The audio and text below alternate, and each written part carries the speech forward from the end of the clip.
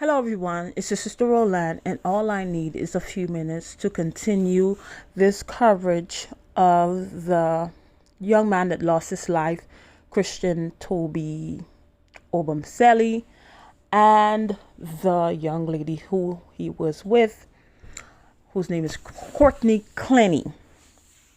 So we're gonna go over maybe two of the tweets because he did had some tweets that he tweeted out showing his disdain for black women. And that's why a lot of people, like in the different forums and the different groups that I saw, when people, brought up this story, many black women were saying they don't care. He got what he deserved because he didn't like us. He hated us. And well, that's the personal opinion. You can't blame it, but I can't do something like that because at the end of the day, this is a young man that lost his life that did not deserve to lose his life in this way. But that what happened to him is an example of the Haitian proverb that says, "Manger ou aimer, c'est li k'ap touyo." So the food that you love, that is what's going to take you out. And that's what happened to this young man. So he glorified another race over his because it could be of many reasons. But of course, the number one reason is self-hate. And all of us, especially if you are black, even if you are African American, whatever, if you are of the black race, we all had a level of self-hate in our life. Because unless you were, grew up when you were at that impressionable age, if you were probably locked away, you didn't have no access to TV, you didn't have access to magazines and newspaper, then the self-hate would not have affected you. But if you grew up watching TV, looking at magazines, listening to radio, looking at newspapers, you had a level of self-hate as a black person. Because when we are growing up at that impressionable age, everywhere you turn, they showed you that it's white to light that is better. It's straight to looser curl hair that is better. We didn't have representation of black people in the media like that. And now we have, black dolls. We have people that look like us, people that have their natural hair. Now we have that, but we didn't have that. So we all have been indoctrinated with self-hate. The difference is all we manifest it, and it comes out different in each and every one of us. In this young man, he showed it out in the elevation of another race more than his, and particularly when when you're looking at black women, he elevated another race than over his. But we all showed self-hate in our own way, because growing up, I grew up and they told us the only way for you to have a beautiful child, it would only be with a white person or with Hispanic. Two black people cannot have a beautiful child. When I was growing up, that's what we heard all the time. So that's what I thought until I had my daughters. And then I was like, two black people can have beautiful kids. But we were indoctrinated that way. And we all have shown, just like you see people would bleach their skin. That is self-hate. Your man, that's how you're showing your self-hate. And people who would wear the straight hair. Yes, there are people who, use it as protective styling, but I use it as protective styling for a time, but there are times where I want to wear my natural hair. But I know some people that they never show their natural hair. When they take out one hair and then they put something else because they don't like their hair. And even in me, before I embraced my natural hair, started to love my natural hair, if my hair was not permed, I would not touch my hair because I didn't know what to do with it. I didn't like it. But I had to change my mind.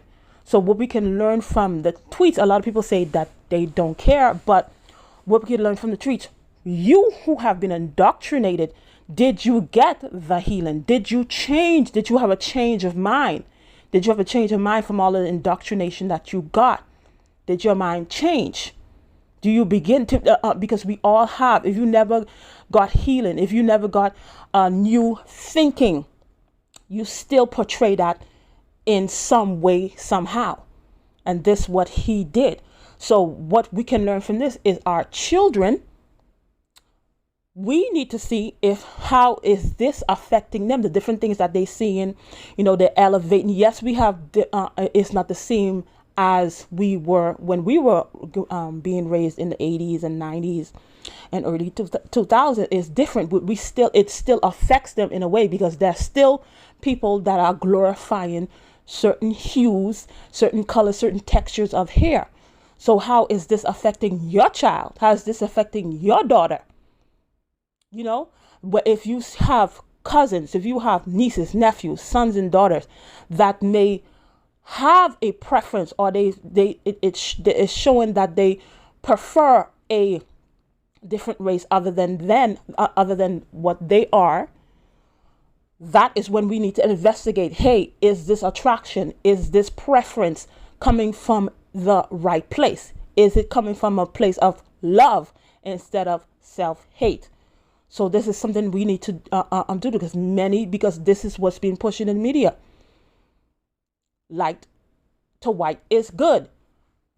Straight to looser curls is good. When you have a certain hair texture, that is not good. Like type 4 hair, that is not good. There are places now, people's minds are changing, yes, but there are still people that think it's not the right thing to do. It's not the right thing to have. And if we have family members that show a preference for a different race, they should be informed of the pros and cons when you choose to go with another race. There are pros and cons. There are consequences also. And at the rate that people are going, because you should go with this, you should go in another race, not with your race, there probably won't be any more black women or black men to go around, because you guys are going to other races. But then in the same light, it's being promoted, is being encouraged to date outside of your race because your race doesn't like you. No, it's not because your race doesn't like you. It's the people that you have chose and you have not vetted. That's who don't like you. We have not vetted those people, because there are black women, there are black men that are good black men, good black women that will make very good mates. And that will be there for you and respect you and love you the way that you should be loved and respected. But we don't know how to vet people.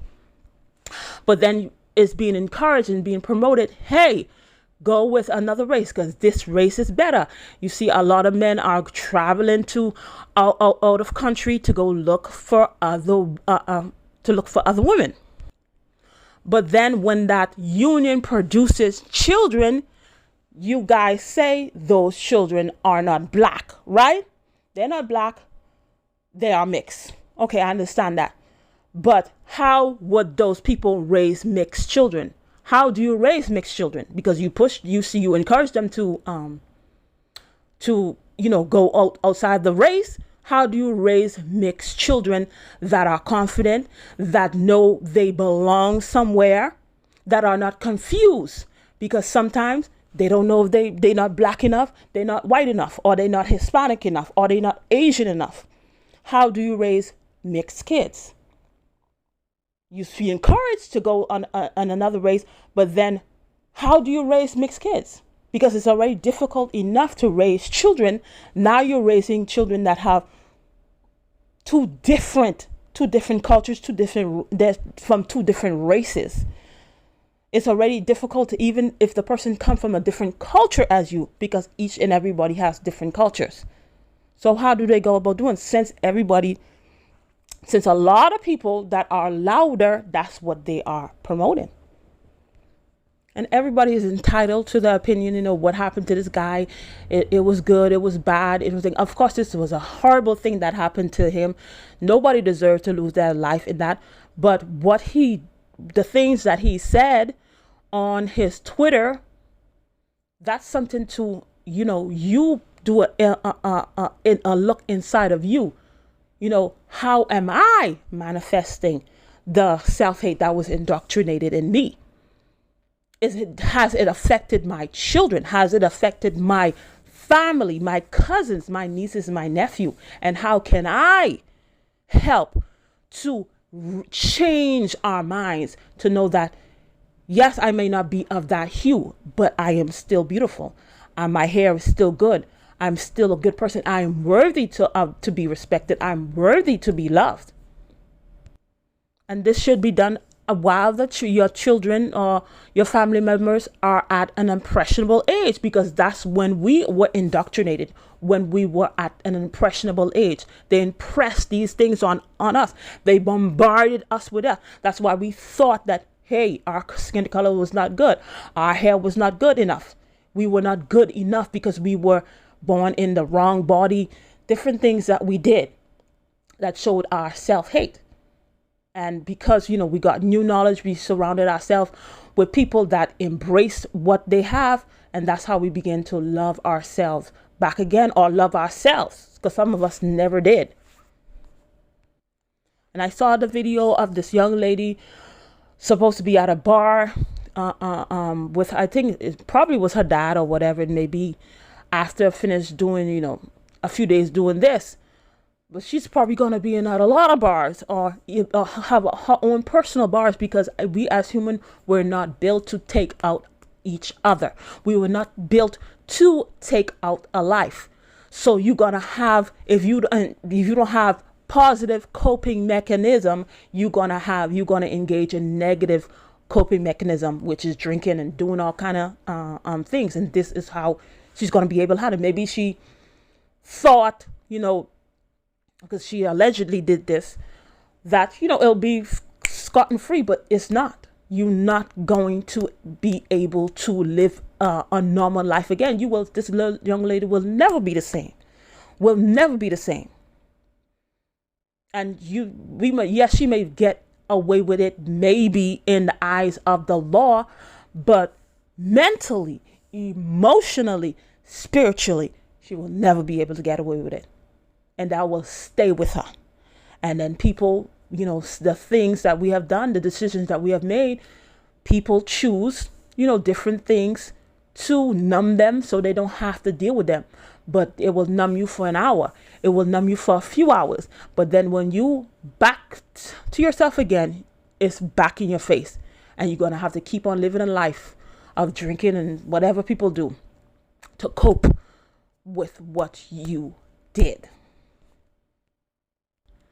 So though I am very saddened for this family because they lost their life, I took upon myself to learn this lesson, to speak more life into my children, to make a better effort, more of an effort to make to tell them they're beautiful, to tell them, when they I like the way your hair looks, I like the way you dress, to speak more life into them, so that they don't have, yes, they may have a preference, they have they've been indoctrinated with the self-hate, but for them to show it in a healthy way by manifesting and showing self-love for themselves, though they may have have a different hue, but that doesn't mean they are less than, or another hue is greater than them. So thank you for watching, and I'll see you in another video. Bye.